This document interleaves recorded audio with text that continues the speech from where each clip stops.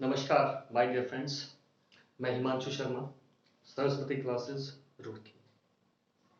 दोस्तों, मेरे YouTube channel Saraswati classes पर मैं एक नई सीरीज स्टार्ट करने वाला हूं जिसका नाम है the glory of Indian history unsung warriors. कहने का मतलब, हमारे हिंदुस्तान में ऐसे बहुत सारे योद्धा शूरवीर हुए हैं जिनका जिक्र हमारी किताबों में नहीं है, और अगर है भी तो नाम मात्र के लिए।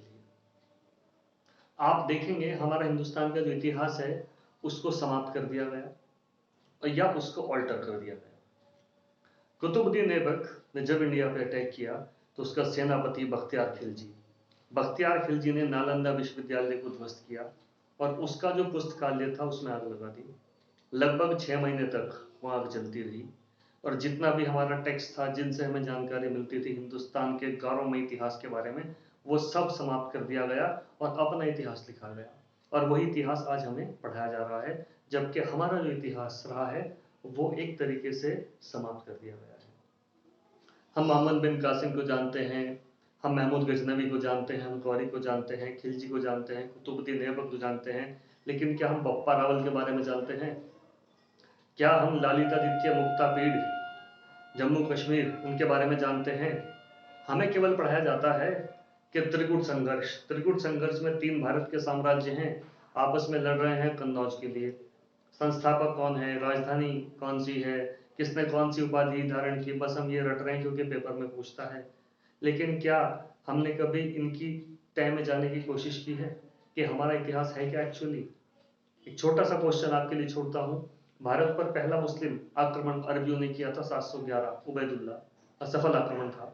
उसके बाद 712 में मोहम्मद बिन कासिम ने आक्रमण किया, सफल उसको माना जाता है। सफल क्यों माना जाता है? क्योंकि उन्हीं के इतिहासकारों ने ये चीजें लिखी हैं, जबकि हिंदुस्तान के एक ऐसे राजा थे जो मोहम्मद बिन कासिम को मारते मारते सिंध तक लेके गए थे। ठीक, तो इसको सफल नहीं बोलेंगे हम हिंदुस्तानी। अगर इसको एनालाइज करें तो ये एक तरीके से बराबर का मुकाबला था, उसके बाद हमने उसका कड़ा जवाब दिया था। सवाल मेरा यह है कि 712 में अटैक हुआ और उसके बाद अगला अटैक तुर्की सुबुत्तगीन यामिनी वंश 986 में करता है। इन दोनों ड्यूरेशन में लगभग 275 वर्षों का अंतर है। तो क्या इस 275 वर्षों में किसी भी मुस्लिम आक्रमणकारी में इतनी हिम्मत नहीं हुई कि वो इंडिया पे आक्रमण कर दे, या वो शक्ति विहीन हो गए थे, या भारत से कुछ ऐसा सबक वो लेके गए थे कि उनकी हिम्मत ही नहीं पड़ी यहाँ पर दोबारा आने की? ये सब चीजें, ये सब पहलू हमें नहीं बताए जाते हैं, ना ही किताबों में लिखे हुए हैं। मैं आपको जानकारी देना चाहता हूँ कि 600 ईस्वी से लेकर और लगभग 1000 ईस्वी तक इसको कहा जाता है भारतीय इतिहास में राजपूत काल, और ये हमारा गोल्डन हीरा, गोल्डन हिस्ट्री है।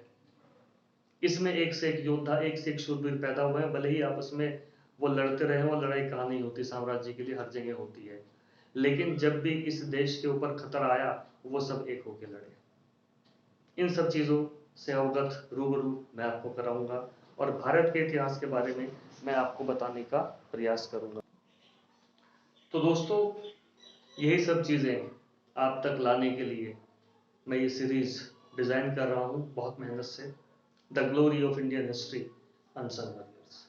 प्लीज़ ज़्यादा से ज़्यादा मेरे चैनल को सब्सक्राइब करें और जो सवाल मैं आपके लिए छोड़ के जा रहा हूँ ज़रा उस पर थोड़ा विचार करें।